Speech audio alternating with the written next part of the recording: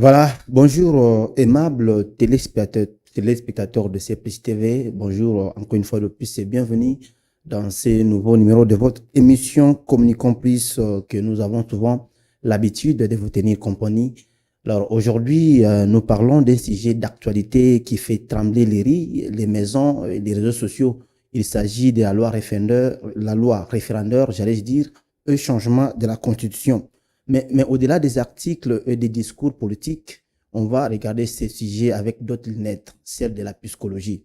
Mais parce que lorsqu'un peuple attend les mots comme constitution, changement de constitution, changement constitutionnel ou référendum, ce ne sont pas que de concepts juridiques qui arrivent, mais ce sont des émotions, de la peur, de la méfiance, de l'espoir, voire même de la colère.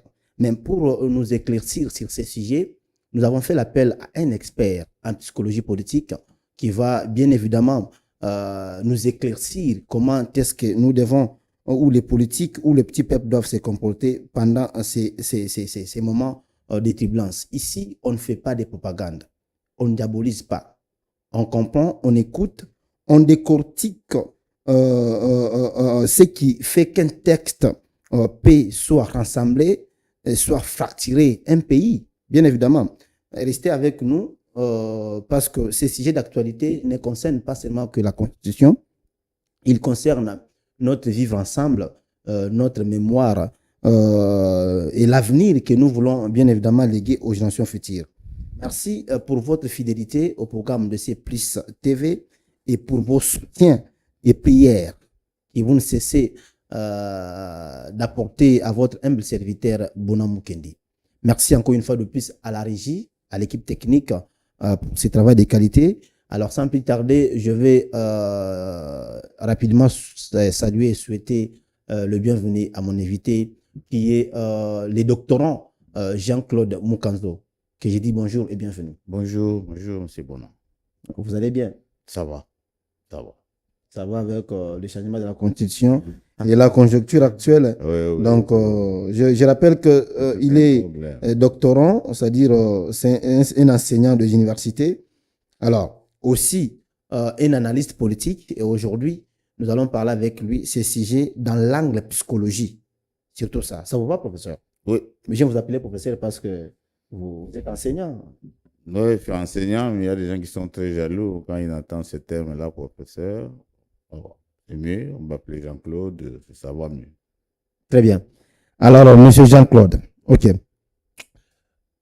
Quand un peuple attend parler d'un changement ou révision constitutionnelle, quelles sont les premières émotions et peurs qui montent psychologiquement et comment le gérer?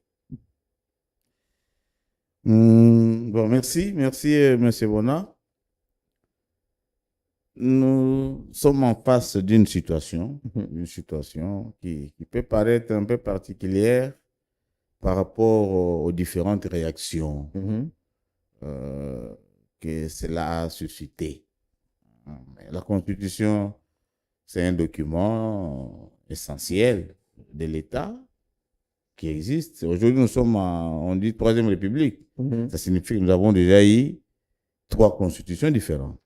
C'est ça qui fait que nous soyons aujourd'hui à la Troisième République. Mais maintenant, il y a un débat.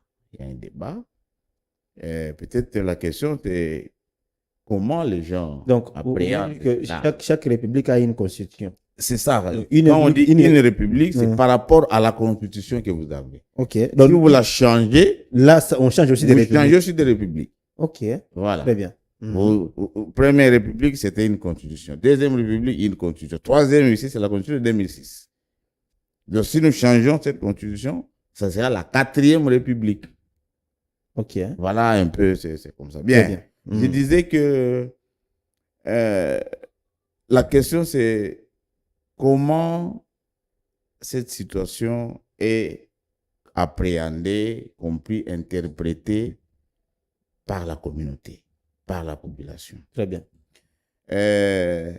Vous m'avez présenté comme psychologue, bien sûr. Je vais voir cet angle-là, en psychosociologie, en psychologie politique. Pour vous décrire 4 groupes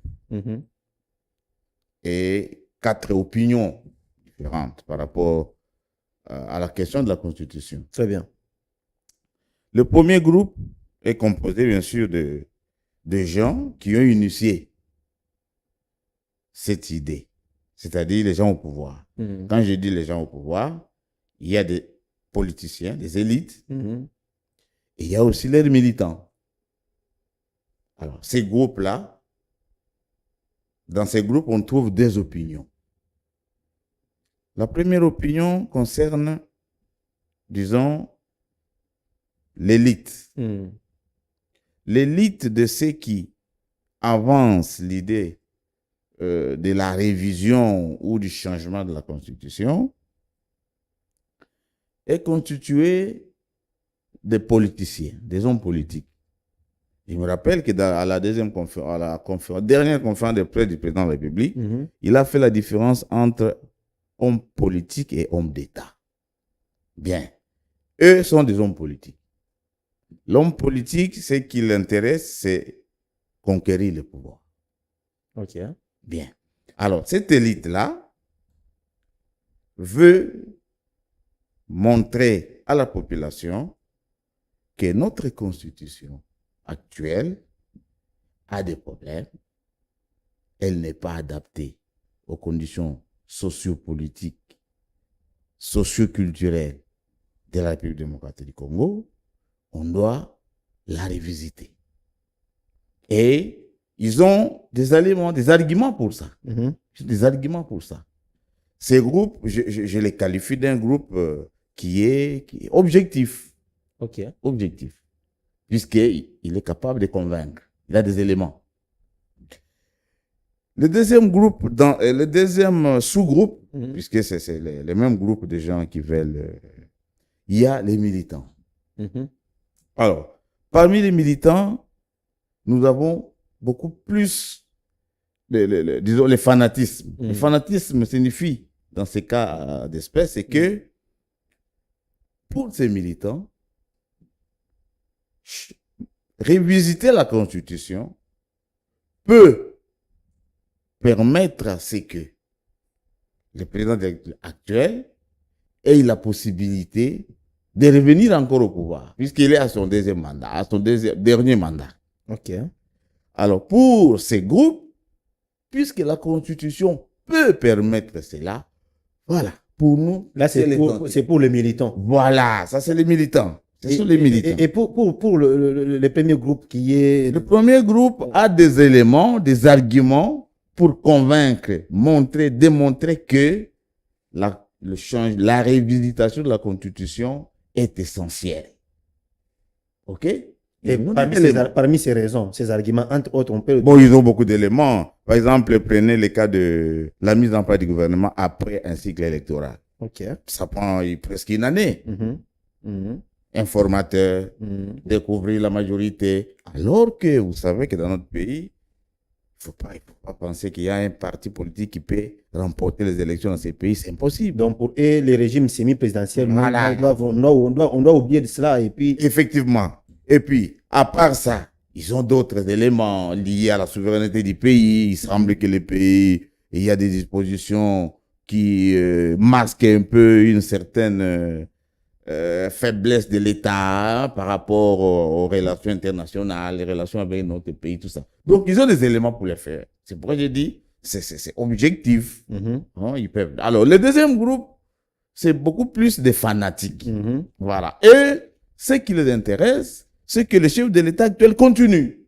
C'est fini. Donc, ils ne peuvent pas se poser la question, qu'est-ce que dit telle constitution? Tout ça. Non, non, non. Comme on dit que ça peut permettre au chef de l'État de revenir, nous, on est pour ça. Point trait. C'est ça le deuxième. Et c'est ça que nous sommes en train de vivre. Le deuxième groupe est constitué maintenant de gens qui s'opposent. Les gens qui s'opposent à l'intérieur, il y a aussi ces deux sous-groupes-là. Okay. Il y a l'élite. C'est qui ont aussi des arguments, des convaincre. Voilà. On ne peut pas changer. Il y a l'élite, il y a des fanatiques qui sont leurs militants. L'élite, pour ceux qui s'opposent, contrairement à l'élite de ceux qui veulent changer le changement, les arguments qu'ils ont, qui sont en train de brandir, sont des arguments derrière la crainte, la peur. Ok. La peur. Tous les deux groupes. Le premier groupe. Les premiers groupes. Je suis dans les premiers d'élite. D'élite, ok. L'élite, c'est les gens qui Ok. veulent aussi accéder au pouvoir. Très bien. Qui ont des ambitions pour accéder au pouvoir. Donc, ils ont des arguments, les arguments et Les arguments, les émotions. oui, c'est sous les émotions, sous la peur, Mhm. la crainte. La crainte de quoi? La crainte de ces groupes, c'est que Mhm. revisiter la Constitution pourra permettre à Félix de se représenter. Or, si Félix se représente, avec toute la popularité qu'il a construite, Mhm. ils sont incapables de les battre. Ils n'ont aucune chance, n'est-ce pas, de passer devant Félix. Maintenant, que faire? Il faut seulement refuser de retoucher la Constitution. Peu importe son caractère, Mhm. qu'il soit bon ou mauvais, il reste. Puisque la revisiter, c'est Ça donner donne l'occasion à Tshisekedi de revenir et de nous battre aux élections, puisque nous n'avons aucune chance, n'est-ce pas, de remporter l'élection devant Tshisekedi. Tshisekedi. Ok. Ça, c'est le premier groupe. Mhm. Il y a beaucoup d'éléments pour justifier. Mhm. Beaucoup d'éléments. Mhm. Puisque si vous regardez tous ceux qui s'opposent, Mhm. toute cette élite-là, Mhm. il y a dans un passé récent, Mhm. ils étaient pour le changement de la Constitution. Si.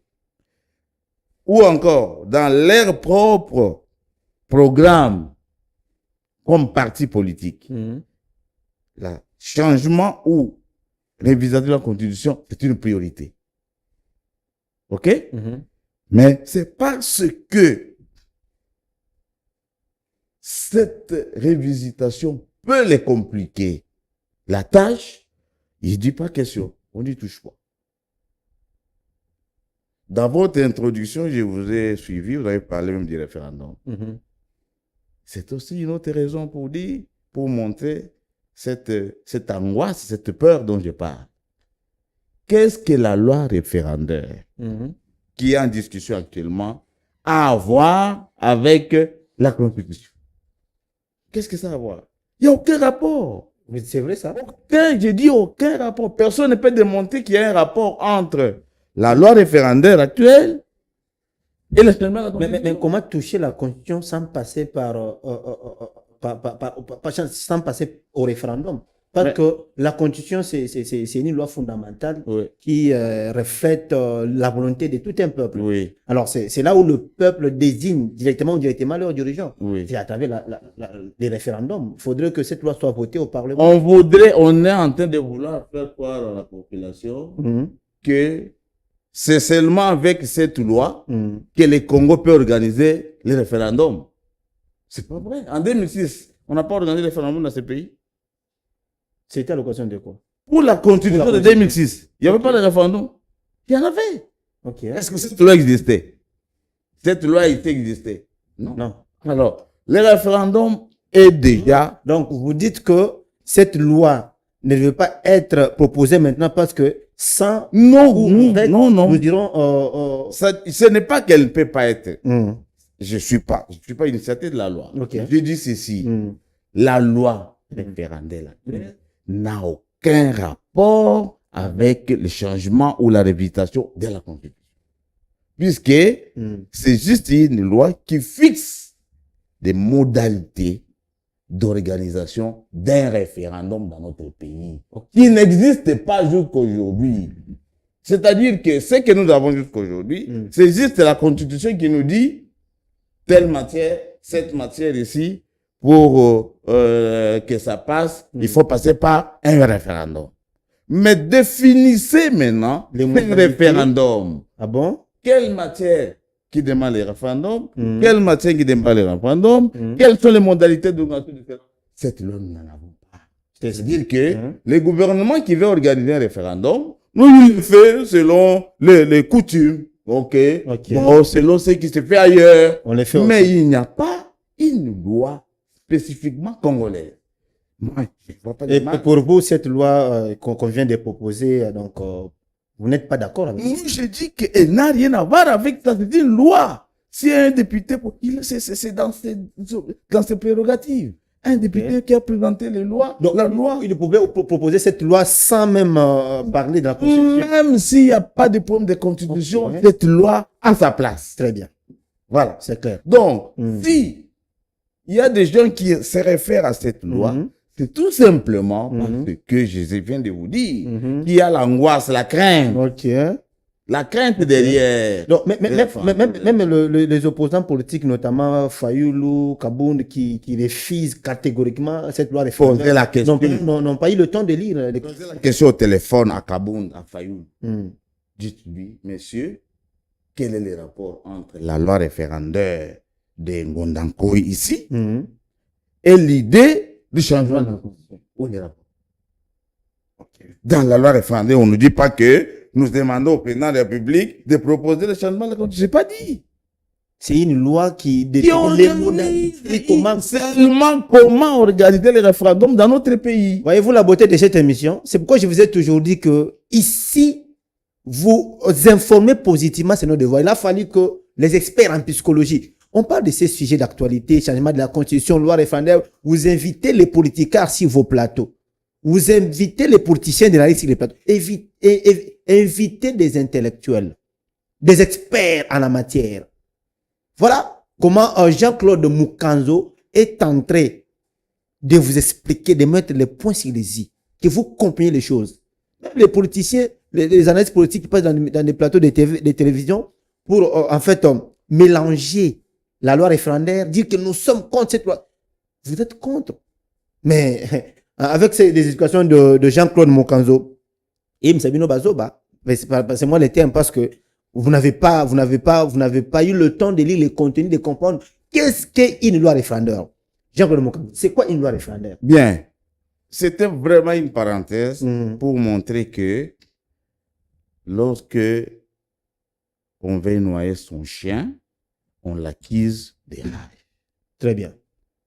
C'est ça, l'élite du deuxième groupe, des opposants à la révisitation de la Constitution. Donc, la crainte de voir ce qu'il revenir le pousse à tout refuser. C'est l'erreur que nous avons commise ici en 97. En 97, lorsque Laurent Désiré Kabila est utilisé par les Rwandais pour renverser Mobutu, le peuple congolais n'a pas compris les enjeux. Il a dit, nous, même un chien peut prendre le pouvoir pourvu que Mobutu parte. Ah bon? Ah oui. C'était ça l'opinion de 87-88. Vaut mieux un chien qui Mobutu. Je vous dis, ils étaient prêts à accepter un chien pourvu que Mobutu parte. Et après, aujourd'hui, si on retourne un peu en 97, on va dire qu'on était idiots. On était idiots. Bien. Ça, c'est l'élite. Maintenant, comme il y a des fanatiques dans la partie de tenants du changement, il y a aussi des militants qui sont fanatiques dans la partie qui s'oppose. Alors, pour ces militants, ce qui les intéresse, c'est pas que dit telle disposition de cette constitution, qui dit ça. Non. Ce qui les intéresse, c'est que Tshisekedi ne doit plus revenir. Alors, tout ce qui peut permettre à ce que Tshisekedi ne se représente plus pour un autre mandat, est la bienvenue. C'est fini. Il ne se pose pas de questions sur c'est quoi à l'intérieur. Non. Mais ça, c'est la haine, ça. Bon, ça, moi, je constate que c'est comme ça que les gens se comprennent. Mais c'est Jean-Claude. Quel risque pour un dirigeant? Quel risque de lancer une révision constitutionnelle en pleine crise? pour un dirigeant africain. Quelle crise? Mais comme la RDC, nous sommes en pleine crise. Est-ce qu'il faut- y a certaines... Vous êtes d'accord avec moi qu'il y a certains coins du pays qui ne sont pas sous la gestion du gouvernement central. Oui, Ben voilà, c'est une crise. c'est ça. C'est pourquoi j'ai dit quelle crise? C'est une crise sécuritaire. Mhm. Même en 2023, quand on a regardé les élections, Boutembo n'a pas voté. Beni n'a pas voté. 2018, Mhm. Boutembo n'a pas voté. En 2018, je dis Mais bien. c'était pour Boutembo. une raison sanitaire. Très bien. C'est une crise. C'est une crise. Boutembo et Beni n'ont pas voté. En 2023, Bunagana et les coins n'ont pas voté. On n'a pas de députés provinciaux nouvellement et de nouveaux Kivu. Mais ici, Donc, ici, il dépêche du qu'il est possible qu'on organise le référendum avec tous les 145 territoires, notamment le parti qui est occupé par les rebelles. non, non. Et je ne sais pas par quelle magie. Ça, c'est le militantisme. Moi, je ne verse pas dans ce militantisme-là. Mhm. Vous pouvez être militant, croire à la chose, mais est-ce qu'elle est faisable? C'est ça le problème. Ça, c'est Ok. autre chose. Très bien. Donc, Mhm. je voulais terminer avec les fanatiques du deuxième groupe. Mhm. Ce sont des gens qui, entre parenthèses, n'aiment pas Tshisekedi. Pour eux, on ne peut rien autoriser. On ne peut rien admettre. Tout ce qui peut lui permettre de revenir Au pouvoir. Maintenant, le troisième groupe, Mhm. ce sont des gens neutres. Ils ne sont pas politiciens, ils Mhm. n'ont pas d'ambition. Mhm. Pour moi, c'est ces groupes-là où je devais vraiment trouver les intellectuels. Ok. Ceux qui sont nés du village. Malheureusement, je suis désolé de constater que beaucoup d'intellectuels ou beaucoup de ceux qui se disent intellectuels s'alignent derrière les politiques. Et ça, moi, je trouve ça scandaleux. Il y a une raison derrière tout ça. Je ne sais pas. Je sais pas. La raison, c'est juste... L'intérêt personnel. Voilà, voilà. C'est-à-dire que s'il est là, il va me retrouver. Voilà. Peut-être on va y revenir quand on va attaquer les fonds. Très bien. Donc, ces trois groupes Mhm. s'affrontent aujourd'hui sur le terrain. Aujourd'hui. C'est ça la situation actuelle. Mais est-ce que c'est ça le vrai problème? Puisque tout ce qu'il vient de dire là pour moi, c'est un peu la forme. Mais le fond n'est pas mis sur la table. On ne discute pas sur le fond. Le fond, c'est quoi? Est-ce qu'il faut une constitution pour le pays? Si c'est oui, la nôtre, est-ce qu'elle convient? Si oui, d'accord. Si elle ne convient pas, qu'est-ce qu'il faut? Selon vous. Voilà. Selon vous, M. Jean-Claude, est-ce qu'il y a urgence de passer à la 4e République? Bien. Moi, je pense que c'est ça le vrai débat. Le débat de fond. Mhm. Et c'est ça le débat qui devait Être fait. être mis sur la place publique. Et non des émotions avec les noms des gens. Non. Est-ce qu'il y a urgence? Avant de répondre à cette question, Mhm. moi aussi, je vais poser une question. Si c'était à téléphone ouvert, Mhm. j'aurais pu que quelques intellectuels qui nous suivent répondre à cette question. Si, nous sommes en direct. Le numéro est affiché au bas de vos écrans. Alors, Ouais. en tout cas, prenez ce numéro. Bobenga, même écrivez le message. En tout cas, nous allons réagir. Nous sommes en direct. OK. Mhm. En 60, ce que nous avons lu, Mhm. le Congo, l'Inde, la Chine étaient sur la même position. Mais aujourd'hui, l'Inde est très avancée. La Chine est devenue la Vous puissance. dites qu'en 60, la Chine et les Congo, Oui, c'est le même niveau. c'est vrai ça? Même niveau. En 60. Mais les autres avancent. nous, on n'avance pas. Là, c'était avant l'indépendance du Congo. 60, mais nous, quand on a eu l'indépendance, c'est à 60. Ok. On était déjà indépendants. C'est-à-dire que même si c'est 2 mois de gestion du Congo, Mhm. c'est déjà nous qui gérions à l'époque. Maintenant, je peux poser la question. Selon pourquoi on n'avance pas? Mhm. Pourquoi on n'avance pas? Pourquoi nous n'avançons pas? Au contraire, nous reculons. Nous reculons puisque les Sud-Africains qui venaient se faire soigner chez nous, ici au clinique universitaire de Kinshasa, nous reçoivent chez eux. Même pour les maladies des dents. Dernièrement, vous avez vu un politicien qu'on a blessé dans la tête, mais qui voulait aller se faire soigner en Europe. Hein? Mais ici, il n'y a pas des hôpitaux. C'est-à-dire que nous n'avançons pas. Maintenant, la question des fonds. Pourquoi les Congos n'avancent pas? Pourquoi l'Afrique n'avance pas? Les autres pays avancent, pourquoi nous n'avançons pas? Il y aura des théories, vous allez voir des gens qui Mais vont en parler posant de cette choses. question-là, c'est comme si, je vous rappelle la question où les sujets que Kabila, avant de partir, il a dit au chef de l'État Tshisekedi en disant que, même lui-même lors de son dernier conférence de presse, il a dit, sa dernière, j'allais dire, Kabila dit que ce que je n'ai pas pu changer, c'est l'homme congolais. Donc, en posant cette question, pourquoi les Congos n'avancent pas? C'est l'homme congolais. C'est très complexe lorsqu'on dit l'homme congolais. Vous savez? Mhm. L'homme congolais, vous avez les moyens pour changer. Lui, Kabila a les moyens pour changer l'homme congolais. Il avait des moyens pour le faire. Mais c'est un travail de vous, les psychologues. Oui, ok. C'est ce qu'il dit. Il a les moyens, lui, pour changer l'homme congolais.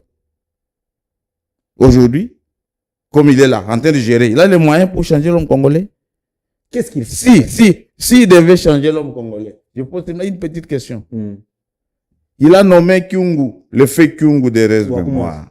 Oui, Hmm. à la SNCC. Il a nommé l'actuel président du Sénat, Sam Alokonde, Hmm. à la GECAMI. Est-ce qu'ils ont travaillé? Pendant une année, ils n'ont pas travaillé.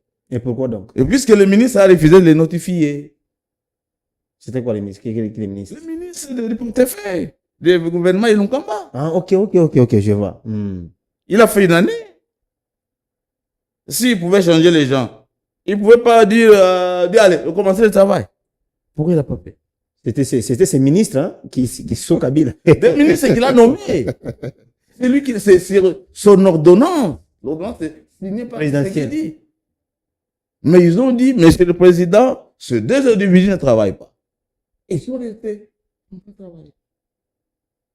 OK? Il ne faut pas se poser la question, changer l'homme.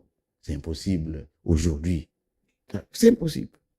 La vraie réponse, pourquoi on n'avance pas? La réponse est simple. Hmm.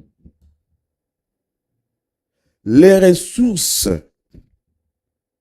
qui doivent favoriser cet avancement, les ressources qu'on doit utiliser pour développer nos pays, ces ressources sont distribuées entre les dirigeants. Ah bon? Il n'y a pas une autre raison. Les gens peuvent spéculer C'est de n'importe quoi. ce qui bloque l'avancement de Je notre vous pays. dis qu'il n'y a pas une autre raison. Les ressources que l'État doit utiliser pour développer un pays, Mhm. ces ressources-là, nous les avons, mais c'est pour les dirigeants. Ils se distribuent ça. Mais on dit il n'y a pas de mauvais troupes. Hein. Il n'y a que des mauvais chefs. Donc les dirigeants, là, c'est d'une manière générale, mais on parle d'un dirigeant. Non, pas un. J'ai dit les dirigeants. Un préfet d'études, c'est un dirigeant. Un directeur d'école primaire, c'est un dirigeant. Comment il se comporte? Comment se comporte un directeur d'école primaire par rapport au fond de fonctionnement que l'État donne? Vous ne savez pas que les directeurs des écoles primaires sont capables de vendre même les terrains de l'école, les personnes ne le fera rien. Ah bon? Oui, qui va lui faire quoi? Ça s'est fait. Un directeur d'école primaire peut en fait vendre les biens de l'État, sans qu'il ne soit puni. Qui va le punir? Qui va les punir? Donc, si on n'avance pas, c'est parce que nous avons des ressources. Ce sont ces ressources qui devaient être utilisées pour développer les pays. Or, ces ressources sont distribuées entre les dirigeants. Nous allons avancer comment? Maintenant. Et puis ça, ce n'est pas le peuple du Congo. Est-ce que vous dénoncez ces dirigeants-là? Ce n'est pas, dénoncer ou pas, ça va changer quoi? Ça va faire quoi? Mais lorsqu'on Vous dénonce... avez suivi un rapport avec la relation entre Kabila et BGI FIBAN. Il y a beaucoup de rapports. Les chiffres sont là. Des millions, des milliards détournés. Mais ça a donné quoi? Qu'est-ce que ça fait? Rien du tout. Donc, vous voulez dire que l'État ne fait pas le suivi? Il n'y a pas la suivi? Non. Il n'y a pas de suivi. Ce n'est pas le problème de suivi. Je vous dis, le problème est fondamental. L'État produit des ressources et quand ça arrive, il se distribue, on distribue ça aux dirigeants mais au lieu de les utiliser pour développer les pays. Mais c'est Jean-Claude. OK?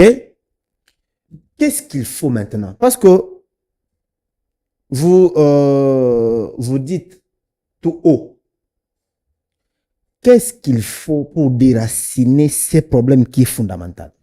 Bien. Je disais que le problème n'est pas congolais. Il est africain. C'est un problème qui touche l'Afrique. Toute l'Afrique. Donc, c'est-à-dire que plusieurs pays africains se comportent comme la RDC. Presque tous les pays. Tout. Quel pays africain qui avance? Quel pays? Fanon, quand il a dit que le développement de l'Afrique partira du Congo, effectivement, lui avait fait allusion à ces innombrables richesses minières. OK. Mais moi, je pense qu'il faut aller au-delà. Et cette occasion. Laquelle? L'occasion que Félix a donnée au pays. Je me rappelle encore de ce qu'il avait dit. Quelle occasion? Il a dit, je vais mettre en place un comité d'experts pour révisiter, réfléchir sur notre époque. Je me rappelle. C'est ce qu'il avait dit. Oui, oui. Il n'a pas dit, je vais demander à l'Assemblée de changer la Constitution. Il n'a pas dit, je vais moi utiliser les référendums pour changer la Constitution. Il a dit, je vais mettre en place. Il avait dit l'année, c'était depuis 2024, hein? Jusqu'à aujourd'hui, cette commission n'a pas été toujours mise en place. Non, il y a eu beaucoup de choses. Bon, il sait peut-être quand il va. Alors, si je reviens à ça, bon, c'est pour te dire que c'est l'occasion en or qu'on a donnée à l'intellectuel. De réfléchir sur l'intellectuel congolais devait s'approprier cette question. Devait dire niet aux constitutions des politiciens. Pourquoi mettre fin aux constitutions des politiciens? Les politiciens visent le pouvoir. OK? Il y a toute une histoire. Si on avait le temps, on allait aller pour... Est-ce qu'il y a un délai bien déterminé pour changer une constitution d'un pays? Non. La constitution... Parce que celle de 2006, là aujourd'hui, vous la traitez d'une constitution des belligérants, d'une constitution des politiques et tout. Donc, voilà. Après, admettons que le peuple congolais a dit oui pour le changement de la constitution. Et 15 ans, 20 ans après, ça doit encore être périmé, je crois. Il n'y a pas de péremption pour la constitution. Non. Okay. La constitution, c'est un document qui nous gère. Si aujourd'hui, les conditions sociopolitiques changent, OK? Qu'ils ne sont plus en accord avec ce que nous, on avait écrit hier, on revoit la constitution. Il n'y a pas de délai pour ça.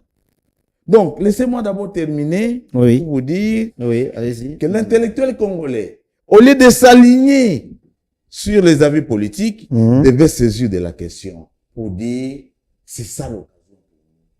de réfléchir sur une constitution. L'actuelle constitution, moi je me dis, ça c'est ma position, elle ne peut pas développer le Congo. C'est impossible. On peut faire 1000 ans avec ça, ok? Et développer. La raison est simple.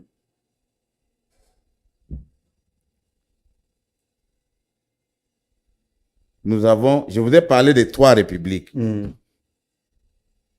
Kasavubu n'a fait que 4 ans, 5 ans et puis un coup parti. Mobutu, 32 ans. Kabila, 18 ans. Ok?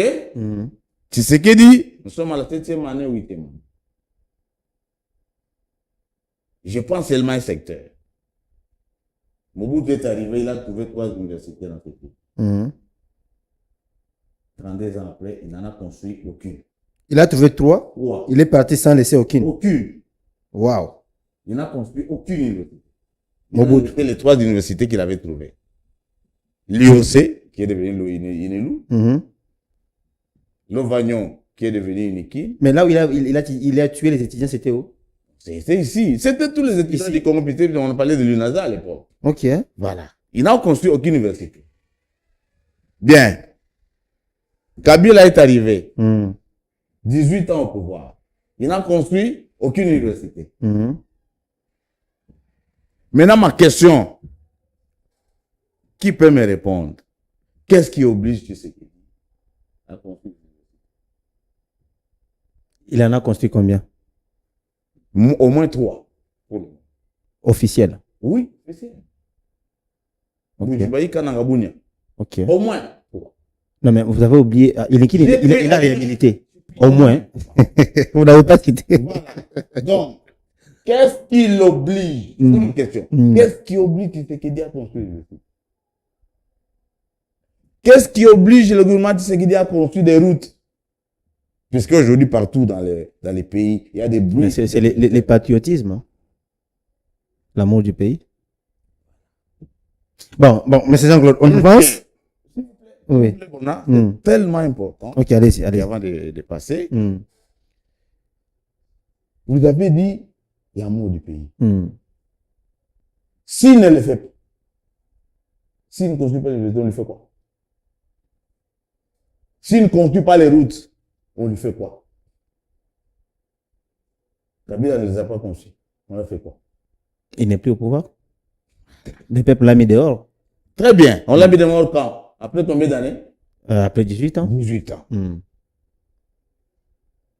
Quelqu'un, un Congolais, qui a besoin d'être millionnaire, c'est-à-dire au moins 50 millions de dollars. OK? Est-ce qu'il a besoin d'être 18 ans au pouvoir pour obtenir 50 millions? Non. Dans 2 ans, il a ses 50 millions. Il les a.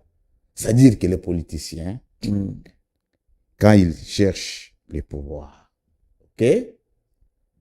Vous pouvez tromper tout le monde. Mais je vous dis la vérité. Si un policier cherche le pouvoir, il veut devenir riche comme ses prédécesseurs. C'est fini. Il n'y a pas une autre raison. Donc la première des choses, c'est son intérêt personnel. Il veut devenir riche comme ses prédécesseurs. Ok. Nangala dit. Si vous suivez bien ces sorties médiatiques, on lui a demandé pourquoi il a pris les armes. Il dit, si c'est qu'il dit qu'il n'avait rien, il venait même chez moi, de tout ça. Aujourd'hui, il s'enrichit. C'est-à-dire, lui, veut aussi s'enrichir comme c'est et c'est ce que les autres ne disent pas. Mais c'est ça la vérité. Ok. Maintenant, faut-il continuer sur cette lancée? Je dis non. Et qu'est-ce qui favorise cela? Ce qui favorise cela, c'est que nous avons un système politique dans lequel la gestion de l'État est laissée à la merci des consciences individuelles. C'est-à-dire, si vous êtes ministre, si vous êtes PDG, vous faites ce que vous voulez. OK? Si vous voulez que votre entreprise avance, vous la faites avancer. Si vous dites, moi, c'est mon argent qui m'intéresse, vous emposez votre argent et vous partez. C'est ça le système que nous avons. Tout le monde qui vient, il fait ce que lui veut. Ce qui fait qu'après, le seul mécanisme que les Congolais, les Africains ont pour contrôler les dirigeants, c'est les élections. Les élections. C'est fini. Donc, comme il a volé, on ne va plus voter pour lui. Mais entre-temps, vous avez eu quoi? Et c'est lui que vous allez voter. Qu'est-ce qui vous garantit que lui va donner ce que l'autre n'a pas donné? Vous comprenez? Donc, tant que le système politique, la gestion des affaires publiques seront laissés à la merci des consciences individuelles, on n'avancera jamais. Très bien. Très bien. Nous allons prendre notre toute dernière question. On nous signale déjà que nous avons suffisamment peu du temps. Alors, Jean-Claude Mukanzo, expert en psychologie politique, en tant que psychologue, quels conseils concrets donner à la classe politique et au peuple congolais pour traverser ces débats sans mettre en danger la paix et la cohésion nationale? Très bien. Je vais être vraiment un peu bref. Oui. OK? Si on me demande un conseil à donner à président Tshisekedi aujourd'hui, je vais lui dire, Monsieur le Président, si on ne change pas de constitution, si on n'entre pas dans la 4e République, vous avez échoué. Absolument, nous devons entrer dans la 4e République. OK. Avec une constitution qui empêche, je dis bien empêche, je ne dis pas qui, non, qui empêche aux dirigeants de se distribuer l'argent, qui interdit des enrichissements illicites. Point près. Si on a une constitution de cette façon-là, beaucoup de gens vont renoncer. Et entre-temps, vous, mais je le conseille de sortir sortez publiquement, dites à tous les Congolais, nous entrons dans la 4e République. Mais pour ce premier mandat ici, de cette 4e République-là, moi, je ne serai pas candidat. Ah, c'est ce que vous lui donnez comme... Oui. Ce que moi, je vous donne comme cadeau, c'est une nouvelle République. Mais moi, je ne serai pas candidat. Pour ce premier mandat. Mais si je suis encore fort, je reviendrai. Si je suis encore fort physiquement et mentalement, d'autres mandats qui vont venir, puisque je suis maintenant libre, je reviendrai. C'est le conseil que je vous donne. Pourquoi? Parce que je sais que une année après, le peuple va les regretter. Ouais. Vous êtes sûr? Je vous dis. C'est ça le conseil que je peux donner. Okay. S'il le fait, personnellement, je suis déjà candidat pour cette constituante. Très bien. Qu'on mette en place une constitution. Les juristes vont vous dire, oh non, les constitutions se limitent seulement au... Non, ce n'est pas ça. Alors conseil au petit peuple. Non, la population, s'il suit un tel discours du président, tous les opposants vont se taire. Tout ce qu'ils sont en train de faire là, toutes ces agitations vont être terminées. Mais au cas où Tshisekedi ne prend pas en compte vos conseils. Bon. Que dites-vous au peuple? Non, le peuple... C'est vraiment à donner la 4e République et puis à citer encore positionner... Au peuple, je dis, la 4e République, elle est salutaire pour notre pays. Il faut l'accepter. Okay. Il faut accepter qu'on entre dans une nouvelle république avec une autre constitution. Du développement à ce moment-là. Okay. C'est pas n'importe quelle constitution comme les que nous avons aujourd'hui. Voilà. Je crois que nous sommes arrivés à la fin. Alors, vous avez une seconde, s'il y a quelque chose à ajouter, et puis on s'est dit au revoir. La gâchette qu'avait promise Fanon, elle est vraie. Utilisons-la. Pour l'utiliser, ce n'est pas seulement nos richesses. Si nous nous avons une constitution de développement. Toute l'Afrique va nous suivre. Et ça sera le décollage. Donc, les Congo donc, si les Congo se développent, c'est fini. Tous les Africains vont nous suivre. Voilà. C'est ainsi que nous clôturons notre émission, mesdames et messieurs. Merci pour votre fidélité. Merci. Vous étiez nombreux côtiers aux antennes de C+ TV. Vous nous avez suivis depuis Canada, Maman Ketia Olangi, avec son programme de méga retraite de toutes les mamans du monde entier. En tout cas, n'oubliez pas aussi de prier pour nous. Merci à vous qui nous suivez depuis Léo Katanga, le gouverneur Martin Kazembechula. Je vous annonce que la semaine prochaine, nous aurons comme invité en duplex le gouverneur intérim, gouverneur de province Martin Kazembechula. Je salue aussi les gouverneurs de province la province du Kasaï, Crispin Mukendi, merci. Play, merci Jacob, merci DT Stéphane, merci à toute l'équipe, à toute l'équipe plutôt. Quant à moi, je vous dis au revoir et on se retrouve à la prochaine.